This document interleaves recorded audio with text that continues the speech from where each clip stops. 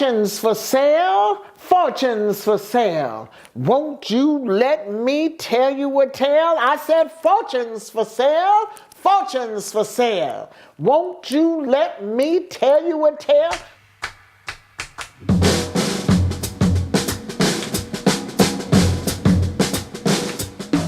I have lots of names. My name is Reverend Rhonda Mc Lean Nur. And Rhonda, of course, is my given name from my mother and my father. Akanke is my African name that was given to me when I was 17 from a poet from Africa, from Nigeria. And it means to meet her is to love her. And Karima is my name given to me from my husband. And Oyamuiwa is my priestess name that was given to me when I became a priestess in Nigeria. I started doing storytelling when I was in college at Howard University.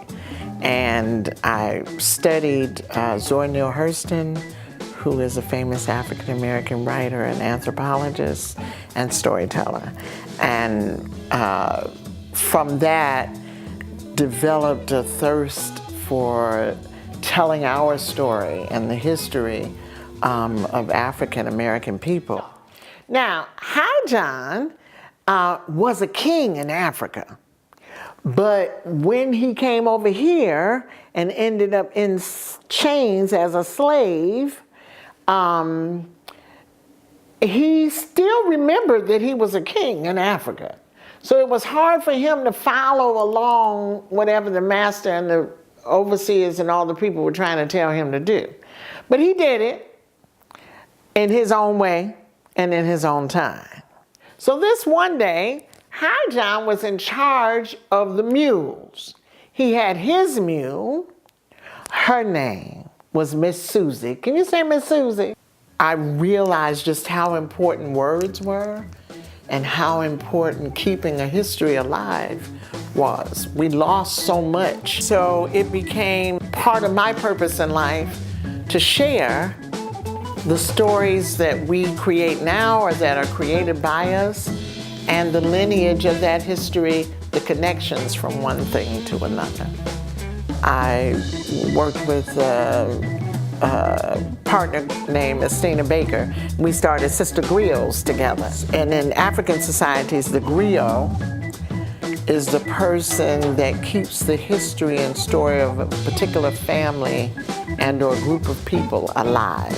So we are kind of considered urban griots because we keep stories alive for our community as well as for our people. Sir, let me tell you your fortune for just a few pennies. And the old white plantation owner said, what y'all niggers know about fortune telling? You don't know nothing about fortune telling. John said, I'll tell you something in a minute, sir. And he picked up the mule skin. He said, I see a woman named Sally and a man named Ben in a blue parlor.